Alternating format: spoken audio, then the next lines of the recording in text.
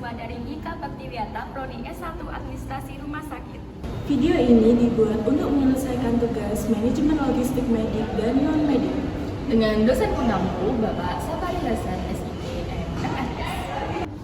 Kami dari kelompok 2 akan mempresentasikan hasil dari kerja kelompok kami dengan judul Klasifikasi Inventaris ABC Unit Farmasi.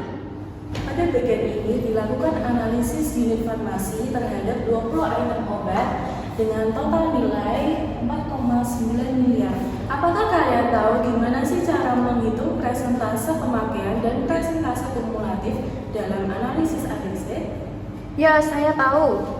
Sama dengan persen pemakaian selanjutnya dijumlahkan secara bertahap dengan nilai sebelumnya.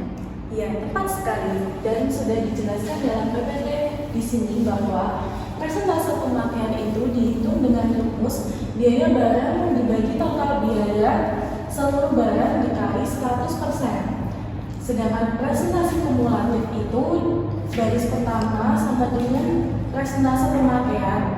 Kemudian baris berikutnya sama dengan kumulatif sebelumnya ditambah presentase pemakaian. Selanjutnya adalah klasifikasi item ABC. Hasil analisis ABC terdiri dari 3 kategori. Kelas A, kelas mahal, terdiri dari 2 item yaitu doxorubicin dan meropenem, menguasai 69,93% anggaran meskipun hanya sekitar 10% dari total item, menunjukkan prinsip Pareto sehingga perlu pengawasan ketat.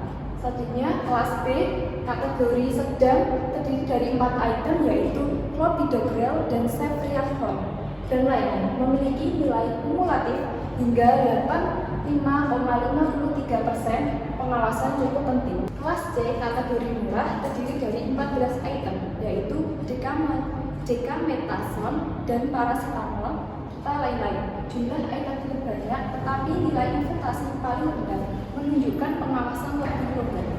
Berikut adalah 5 klasifikasi item teratas, klasifikasi item fan. Yang pertama ada doxorubicin, ada meropenem index, ada clopidogrel, ada ceftriaxone, ada omeprazole index, dan terakhir dexamethasone index. Kenapa dexamethasone di luar dari 5? Karena pemakaiannya hanya 7 juta per tahun, jauh di bawah omeprazole 280 juta yang menduduki peringkat kelima dari sisi biaya. Namun status fan-nya tetap vital sehingga gabungannya masuk prioritas pertama dalam logika ABC fan. Semua obat vital berapapun harganya wajib dijaga ketersediaannya dengan standar tertinggi, zero stock out. Jadi, kita bisa membuat matriks dengan cara mengkombinasikan kategori ABC dengan prioritas fan. Dari tabel yang di atas tadi, kita masukkan kategorinya A apa, seperti doxorubicin dan dia prioritasnya di mana? Di vital yaitu V. Nah, kita masukkan di sini bagian kategori A dan prioritas vital. Selanjutnya misal misal paracetamol, dia ada di kategori C. Selanjutnya dia prioritasnya itu esensial, jadi kita masukkan di tabel bagian sini. Nah, dari penjelasan tersebut apakah ada yang ditanyakan teman-teman? Saya ingin bertanya, Gimana? menurut Anda bagaimana cara menentukan prioritas pengadaan obat berdasarkan kombinasi analisis ABC dan FEN? Baik, terima kasih pertanyaannya. Jadi jawabannya kita melakukan prioritas pengadaan obat dengan kita memilih kategori A dan prioritas vital. Kenapa seperti itu? Karena prioritas vital ini yang menyangkut nyawa pasien. Dan kategori A itu obat yang mahal, jadi butuh pengawasan paling ketat. Setelah kita memprioritaskan yang kelas A, kita memprioritaskan kelas B. Kenapa? Karena pengelolaannya itu bisa disesuaikan dengan tingkat kepentingan medis masing-masing. Jadi urgensinya tidak menyangkut nyawa pasien.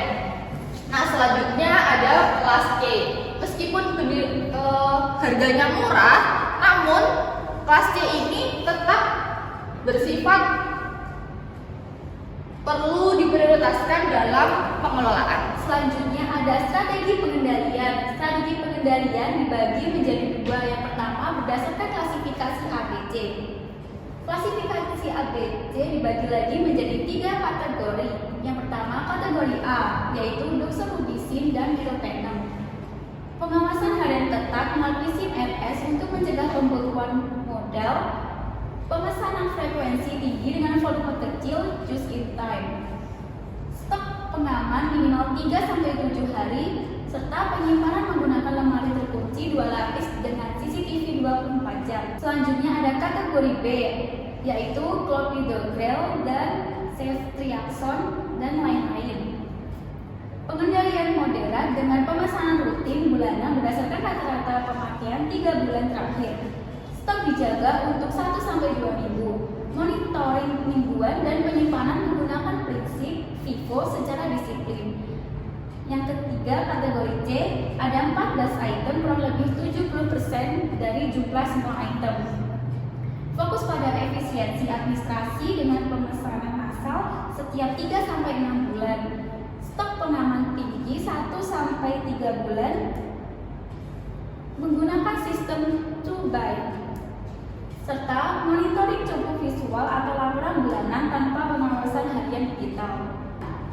Yang kedua, berdasarkan status fan, dibagi menjadi 3 kategori. Pertama, vital, ketersediaan bersifat mutlak, zero stock out, pengawasan dilakukan secara real time dengan dukungan kontrak darurat dari beberapa pemasok. Yang kedua, esensial, fokus pada ketersediaan dan alternatif substitusi obat untuk menjaga kontinuitas terapi. Yang ketiga, non-esensial, pemesanan dilakukan saat anggaran tersedia tanpa stok pengaman khusus. Jika tidak terpakai selama 3 bulan, diusulkan untuk penghapusan dari formularium rumah sakit. Sekian presentasi dari kelompok 2, kurang lebihnya kami mohon maaf. Wassalamualaikum.